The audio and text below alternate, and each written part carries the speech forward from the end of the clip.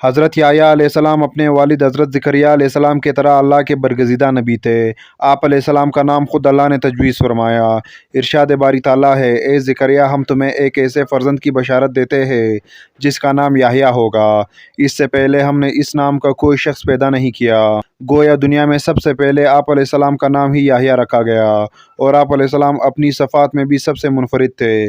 حضرت یحییٰ علیہ السلام اپنے والد حضرت زکریا علیہ السلام کی دعاؤں کا صلہ تھے، جنہیں اللہ نے بڑھاپے میں اولاد عطا فرمائی۔ حضرت یحییٰ علیہ السلام کی والدہ عیشا اور حضرت مریم علیہ السلام کی والدہ حنا آپس میں حقیقی بہنیں تھیں۔ یوں حضرت یحییٰ اور حضرت عیسیٰ علیہ السلام آپس میں خالازاد تھے۔ حضرت ربیع بن انس فرماتے ہیں کہ حضرت عیسیٰ علیہ السلام کی نبوت سب سے پہلے تسلیم کرنے والے حضرت یحییٰ علیہ السلام تھے۔ حضرت ابن عباس سے مروی ہے کہ رسول اللہ صلی اللہ علیہ وآلہ وسلم نے فرمایا کہ اولاد آدم میں کوئی ایسا نہیں جس سے گناہ سرزد نہ ہو سوائے حضرت یحییٰ علیہ السلام کے۔ قرآن پاک میں آپ علیہ السلام کا ذکر ان 4 صورتوں میں آیا ہے جن میں حضرت زکریا علیہ السلام کا بھی ذکر ہے، یعنی سورہ آل عمران، سورہ انعام، سورہ مریم اور سورہ انبیاء۔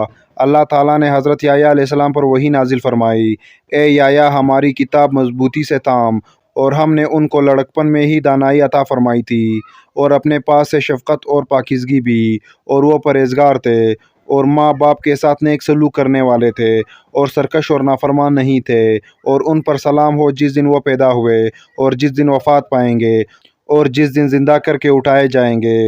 حضرت یحییٰ علیہ السلام ابھی کم عمر ہی تھے کہ پروردگار عالم نے فرشتوں کے ذریعے تورات حفظ کروا دی، اور انہیں حکم دیا کہ آسمانی کتاب کا جو علم تمہیں عطا کیا گیا ہے اس پر خود بھی عمل کرے اور قوم کو بھی اس کا درس دے۔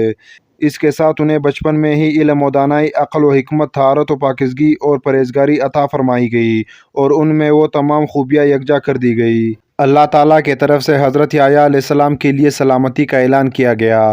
5 خاص صفحات سورہ آل عمران کی آیات 39 میں اللہ تبارک و تعالیٰ نے حضرت یحییٰ علیہ السلام کی 5 خاص صفات کا ذکر فرمایا ہے۔ ارشاد باری تعالیٰ ہے کہ ابھی وہ عبادت گاہ میں کھڑے نماز ہی پڑھ رہے تھے کہ فرشتوں نے آواز دی کہ زکریا، اللہ آپ علیہ السلام کو یحییٰ کی بشارت دیتے ہیں، جن کے احوال یہ ہوں گے کہ وہ کلمۃ اللہ یعنی حضرت عیسیٰ علیہ السلام کی نبوت کی تصدیق کرنے والے ہوں گے، اور دوسری مقتدائے دین ہوں گے، اور تیسرے اپنے نفس کو لذات سے بہت روکنے والے ہوں گے، اور چوتھے نبی ہوں گے، اور 5ویں اعلیٰ درجے کی شائستہ ہوں گے۔ مولانا اشرف علی تھانوی فرماتے ہیں کہ حضرت عیسیٰ علیہ السلام کو کلمۃ اللہ اس لیے کہتے ہیں کہ وہ معاذ اللہ تعالیٰ کے حکم سے خلاف عادت بلا واسطہ باپ پیدا کیے گئے۔ حضرت حارث اشعری رضی اللہ تعالیٰ عنہ سے مروی ہے کہ رسول اللہ صلی اللہ علیہ وآلہ وسلم نے فرمایا، اللہ تعالیٰ نے حضرت یحییٰ علیہ السلام کو 5 باتوں کا حکم فرمایا کہ ان پر عمل کرو، اور بنی اسرائیل کو بھی عمل کا حکم دو۔ لہٰذا انہوں نے بنی اسرائیل کو بیت المقدس میں جمع کیا اور ارشاد فرمایا، اللہ تعالیٰ نے مجھے 5 باتوں کا حکم دیا ہے۔ نمبر 1، اللہ تعالیٰ کے سوا کسی کی عبادت نہ کرو، اور نہ ہی اللہ کے ساتھ کسی کو شریک ٹھہراؤ۔ مشرک کی مثال اس غلام کی سی ہے جسے اس کے مالک نے اپنی رقم سے خریدا، مگر غلام جو کچھ کماتا ہے وہ مالک کے بجائے کسی دوسرے شخص کو دے دیتا ہے۔ اب تم ہی بتلاؤ کون ایسے غلام کو پسند کر دے گا؟ لہٰذا یاد رکھو، جب اللہ نے تمہیں پیدا کیا ہے اور وہیں تمہیں رزق دیتا ہے تو تم پر لازم ہے کہ صرف اسی کی عبادت کرو اور اس کے ساتھ کسی کو شریک نہ ٹھہراؤ۔ نمبر 2، میں تمہیں نماز کا حکم دیتا ہوں۔ جب تم خشوع و وضو کے ساتھ نماز ادا کرتے ہو تو اللہ تعالیٰ اپنا رخ تمہاری طرف کر لیتا ہے، لہٰذا جب نماز پڑھو کسی اور کے طرف دھیان مت لگاؤ۔ نمبر 3، میں تمہیں روزے رکھنے کا حکم دیتا ہوں۔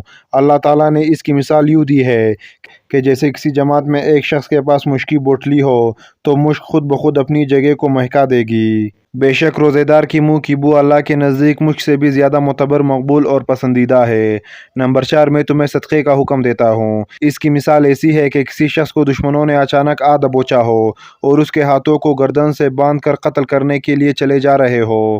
اس نا امیدی کی حالت میں وہ یہ کہے کہ کیا میرا پورا مال لے کر میری جان بخشی ہو سکتی ہے، اور اسباق میں جواب پا کر جان کے بدلے ساری دولت قربان کرنے کو تیار ہو جائے گا۔ نمبر 5، پانچواں حکم یہ ہے کہ دن رات کثرت سے اللہ کا ذکر کرتے رہا کرو۔ اس کی مثال ایسی ہے کہ ایک شخص دشمن سے بھاگ رہا ہو اور دشمن تیزی سے اس کے تعاقب میں ہو، وہ شخص بھاگ کر کسی مضبوط قلعے میں پناہ گزین ہو جائے۔ حضرت یحییٰ علیہ السلام کی وفات کے بارے میں مفسرین نے مختلف واقعات تحریر کیے ہیں جو یہود و نصارہ کی کتب سے لیے گئے ہیں۔ اس کا خلاصہ یہ ہے کہ یہودیہ کا بادشاہ ایک عیاش شخص تھا جس کی وجہ سے پورے ملک میں فسق و فجور پھیل رہا تھا۔ اس نے اپنے حقیقی بھائی فلپ کی بیوی ہیروتیاس کو بغیر نکاح کے اپنے گھر میں رکھا ہوا تھا۔ حضرت یحییٰ علیہ السلام چونکہ نبی تھے اور دعوت حق کا فریضہ سر انجام دیتے تھے، انہوں نے بادشاہ کی ان فحش حرکات کے خلاف آواز بلند کی، جس کے نتیجے میں انہیں گرفتار کر کے قید خانے میں ڈال دیا گیا۔ تاہم بادشاہ ان سے ڈرتا بھی تھا۔ وہ جانتا تھا کہ آپ علیہ السلام اللہ کے نبی اور نیک و پارسا انسان ہے، نیز عوام میں بڑی عزت ہے۔ اس اثنا میں بادشاہ کی سالگرہ کے سلسلے میں محل میں رقص و موسیقی کی محفل سجی، جس میں ہیروتیاس کی 14 سالہ خوبصورت بیٹی نے رقص کے محفل میں تیر چلا کر بادشاہ کو اپنے جال میں پھنسا لیا۔ بادشاہ نے خوش ہو کر اس سے کہا، مانگ کیا مانگتی ہو؟ بیٹی نے اپنی ماں سے مشورہ کیا، وہ تو پہلے ہی اسی موقع کے طاق میں تھی، لہٰذا بیٹی سے کہا یحییٰ کا سر مانگ لے۔ بیٹی نے بادشاہ کے سامنے ادب سے جھک کر عرض کیا، اے بادشاہ سلامت، مجھے یحییٰ کا سر تھال میں رکھ کر منگوا دیجیے۔ بادشاہ یہ سن کر غمگین تو ہوا، مگر محبوبہ کی بیٹی کی فرمائش کیسے رد کر سکتا تھا؟ چنانچہ اس نے فوراً قید خانے سے حضرت یحییٰ علیہ السلام کا سر کٹوا کر منگوایا اور ایک تھال میں سجا کر محبوبہ کی رقاصہ بیٹی کا نظر کر دیا۔